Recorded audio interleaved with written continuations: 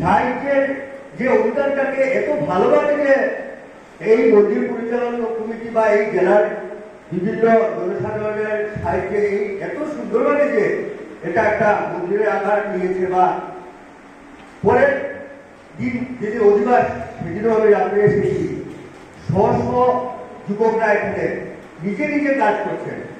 এখানে রান্নার ঘরে গিয়ে দেখলাম পুরো একটা ঘর সবজি কাটা, পুরা ঘর মিশনটা, পুরা ঘর সবজি কাটা স্ব না হলেও সেদিন অধিবাসের রাত্রে না হলেও 2-2,500 জনতা এখানে মা বোনরা হোক বয়স্ক সবাই এখানে উপস্থিত ছিলেন।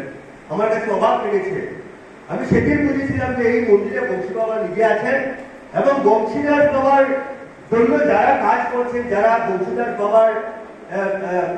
বাবাকে নিবেদন করছেন, বাবা আশীর্বাদ চাইছেন, আশা করি বংশীদাস বাবা সবাইকে আশীর্বাদ করছেন বলেই আজকে এক ডাকে দেখেন শ্রীভূমি খেলার বিভিন্ন প্রান্ত থেকে আজকে প্রতিজন নাগরিক এখানে উপস্থিত হয়েছে। তারপরে আমি কীর্তনের দিন আসলাম।